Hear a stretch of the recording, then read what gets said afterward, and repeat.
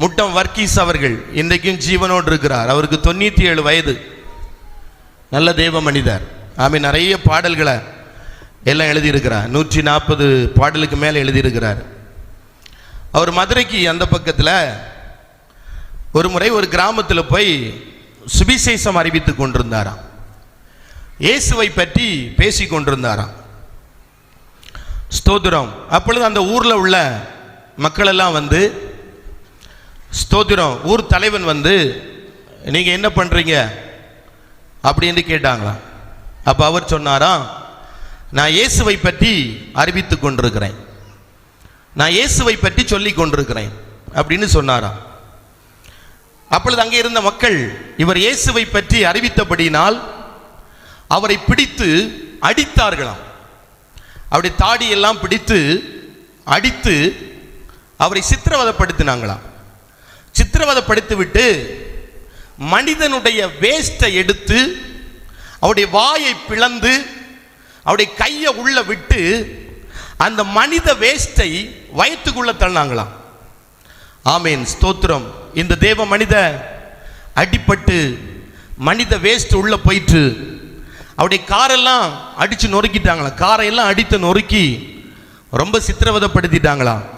இந்த தேவ மனித ஒன்றும் சொல்லாமல் அந்த இடத்துலேருந்து புறப்பட்டு வந்துட்டாரு. ஆமேன். கை உள்ள இறக்கப்பட்டபடினால், மனித வேஸ்ட் உள்ள இறக்கப்பட்டபடினால் தொண்டையெல்லாம் புண்ணு, வாயெல்லாம் புண்ணு. ஆனால் கர்த்தர் கிருபையினால் இறங்கி அந்த தேவ மனிதனுக்கு சுகத்தை கொடுத்தாராம். அற்புதத்தை ஆண்டவர் செய்தாராம். அந்த புண்ணை எல்லாம் மாற்றினார். சரத்தில் இந்த கஷ்டத்தை எல்லாம் ஆண்டவர் மாற்றினாராம். அப்புறம் 2 மாதம் கழித்து அந்த இடத்திற்கு மறுபடியும் இவர் போகிறாராம். போகும் பொழுது நிறைய போலீஸ்காரர்கள் அங்கே குவிக்கப்பட்டிருக்கிறார்களாம். ஆமே. கேட்டாராம், இங்க போலீஸ் நிறைய குவிக்கப்பட்டிருக்கிறது அப்படின்னு கேட்டா, ஸ்தோத்திரம், அங்க சொன்னார்களாம், இந்த ஊருக்கும் இன்னொரு ஊருக்கும் கலவரம் ஏற்பட்டது. கலவரம் ஏற்பட்டபடினால், ஸ்தோத்திரம், இங்க இருக்கிற 300 வீடுகளை தீ கொடுத்து எரித்து போட்டு விட்டார்கள். அன்னைக்கு தேவ மனுஷனை சித்திரவதைப்படுத்தும் பொழுது அந்த ஊர்ல உள்ள மக்கள் எல்லாம் அழுதார்களாம் என்று. ஸ்தோத்திரம். இந்த காட்சியை பார்த்து அழுதார்களாம். ஐயோ, இவரை இவ்வளவு வேதனைப்படுத்துறாங்களே, இவ்வளவு கஷ்டப்படுத்துறாங்களேன்னு அந்த ஊர்ல உள்ள மக்கள் எல்லாம் நின்று அழுதார்களாம். அதே மக்கள் சொன்னார்களாம், அன்றைக்கு தேவ மனிதனை இந்த இடத்தில் வைத்து சித்திரவதைப்படுத்தினபடினால் இந்த ஊருக்கு ஒரு அழிவு கடந்து வந்தது. அந்த தேவ மனுஷர் என்ன சொல்றாருன்னா, அந்த சாம்பல் வழியாக அப்படியே நடந்து போனாராம். நாட்கள் கழிந்ததாம். அந்த இடத்தில் ஒரு ஆலயம் கட்டப்பட்டது. ஆமீன். ஆலயம் எழுப்பப்பட்டது. அந்த ஆலயத்தில் பிரசங்கம் பண்ணும்படியாக இந்த தேவ மனிதரை அழைத்தார்களா? அந்த கன்வென்ஷன் கூட்டத்தில் இந்த தேவ மனிதன் பிரசங்கம் பண்ணாரா?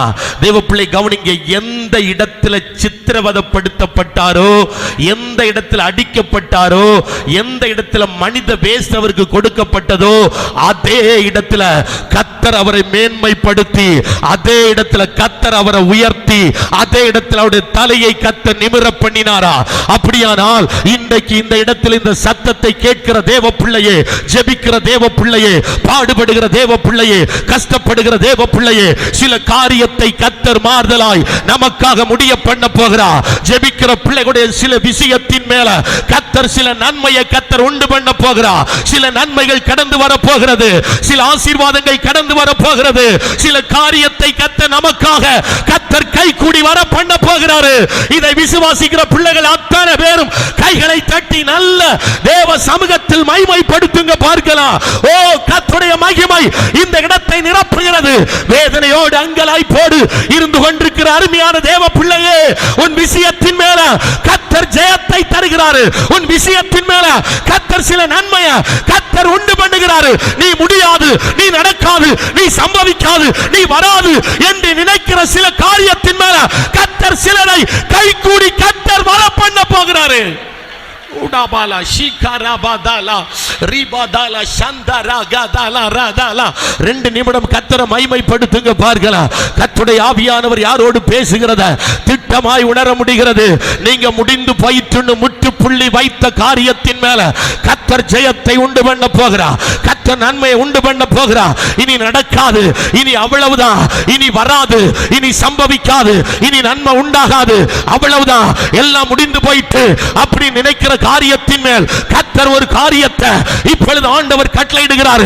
ஒரு நன்மையை ஆண்டவர் இப்ப கட்டளையிடுகிறார். ஒரு ஆசீர்வாதத்தை ஆண்டவர் இப்ப கட்டளையிடுகிறார்.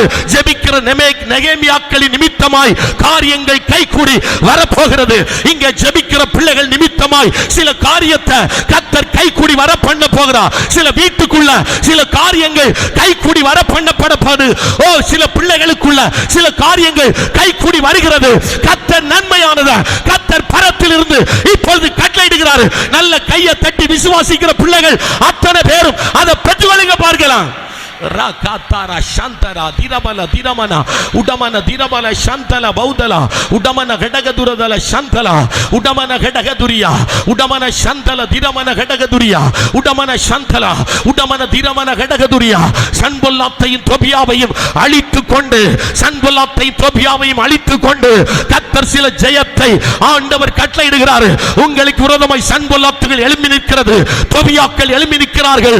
தேவ பிள்ளைகளை முடக்கணும், தேவ பிள்ளைகளை அழிக்கணும், நன்மையை இல்லாமல் ஆக்கணும், ஆசீர்வாதத்தை இல்லாமல் ஆக்கணும். கட்டக்கூடாது, எழும்பக்கூடாது, எழும்பக்கூடாது, வளரக்கூடாது, பிரகாசிக்க கூடாது, எழும்பக்கூடாது. சன்பல்லாத்தும் தொபியாவும் எழும்பி நிற்கலாம். இயேசுவின் நாமத்தில் ஜெபிக்கிற பிள்ளைகள் நிமித்தமாய் சன்பல்லாத்து தொபியா இப்பொழுது அழிக்கப்படுகிறது.